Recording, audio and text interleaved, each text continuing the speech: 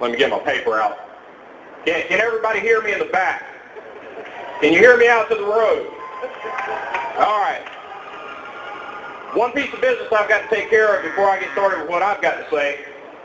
This week in the Tallahassee Democrat, we had a columnist write an article. Stated that socialist is the new N-word. Mr. Gerald Inslee said that if you call our president a socialist, you're a racist. And you may as well just call him the N-word while you're at it. And in his article, he stated several times that it is incumbent upon everybody to laugh at us and to correct us and to call us racist. And that the time to act is now. Well, I called Gerald Inslee the day after that article was published and gave him a personal invitation to come and address this crowd in my place. I would forego my message. Mr. Inslee politely declined, but I told him the invitation would stand until I took the podium. So, Mr. Inslee, if you're in the crowd, now's your chance. Now's your chance to address publicly, face-to-face, the people that you slander and slur in your newspaper.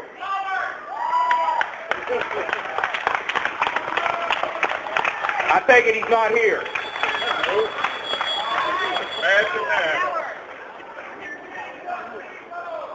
Well, why are we here today of all days, on 9/12? It's good that it's the Tax Tea Party, and we're all here to voice our opinions about this government and the direction our country is going. But why today? The talk show host and radio host, Glenn Beck, started the 9/12 movement. He realized, looking back on the events of our country right after 9/11, we were a dramatically different country than we were that day. We were extremely different. We were in shock. We were grieving. A lot of us were extremely pissed off. Right. But what happened was we dropped politics and petty disagreements over social issues and joined together as a country to fight a common enemy. Right. And it was good to be an American again. It was patriotic to fly your flag again, to have it on your car. Well, how does that translate to today? Today we are facing another enemy. And I tell you, it is more dangerous than the 19 hijackers that attacked us on 9/11. This enemy is twofold. One of them is a minority of our own countrymen. And believe me, it's a minority. They control the media, they control the message, but they are the minority. This crowd here today indicates that it's a minority. An Obama organization came through Tallahassee Thursday afternoon here to the Capitol. You know how many people they had? 30.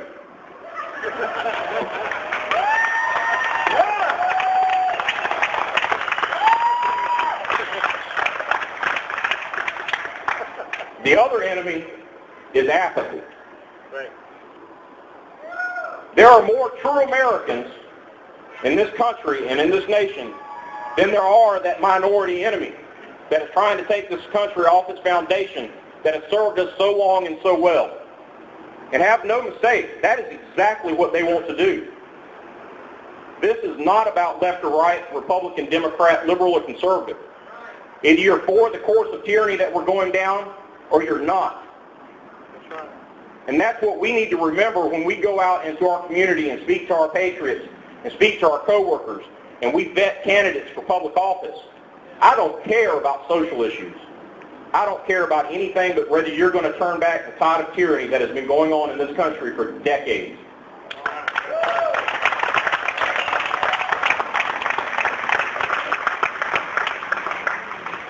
Well, what can you do?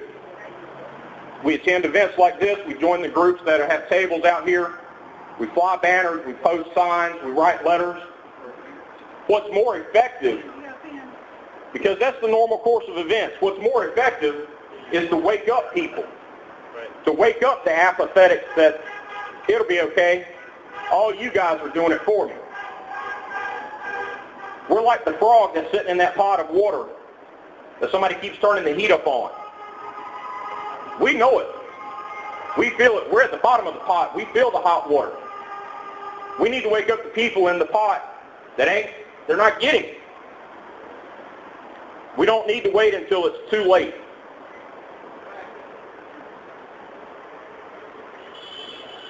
I don't know about the rest of you, but I'm scared for the direction that this country is going.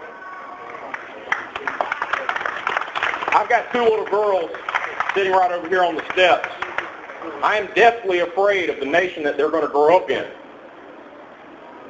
Because if we don't act and act now and continually act to change the course of this country, they will not grow up in the America I grew up in.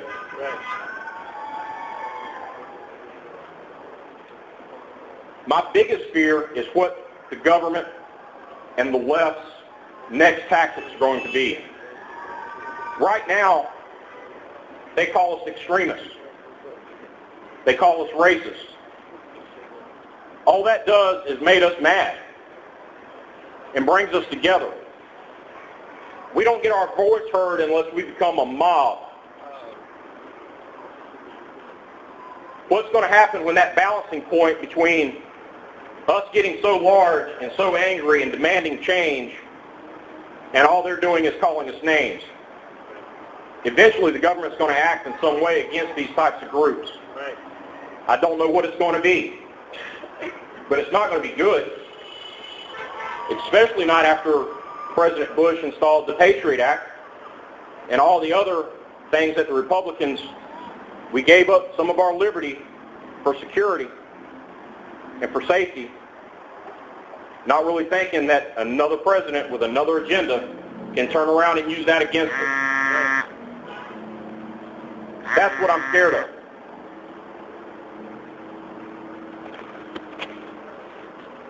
We know what will happen if we continue to go down this course of tyranny. You can look back on history, and history will tell you what happens when a government becomes very oppressive of its people and begins to take action against groups that speak out, political dissidents, political enemies. Ottoman Turkey in 1915, right.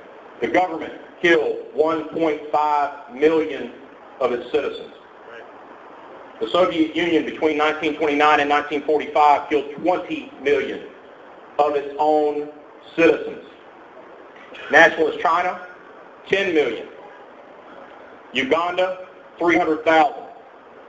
Cambodia, 2 million. Rwanda, 800,000 in just a year. That's where tyranny will eventually lead this country.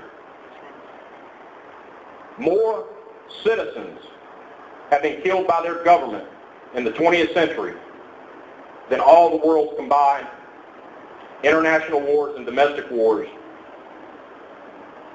People's governments have killed them more than their enemies. That's what I'm scared of. Looking out in the crowd today, I see a lot of Gadsden flags, but don't tread on me. Wonderful flag. A little bit of history about the emblem of the rattlesnake. An anonymous writer back in excuse me, been a little under weather myself, so you have to bear with me. Everybody thinks that as a good idea that it was Benjamin Franklin who wrote about the rattlesnake. He says it's found only in the United States. It has sharp eyes, so it must be vigilant. It never attacks on its own, but once engaged, it never surrenders. That shows that it's magnanimous and courageous. And it never wounds unless notice is given. You'll hear it before it strikes you. Even to her enemies, the rattlesnake will give that notice. So it will caution you not to tread on her. The rattles of the rattlesnake, you pull it apart individually, they don't make no noise. But when you stack them together and apply force, you can be heard. This group here is a rattlesnake, and the government better be very cautious in trading on us.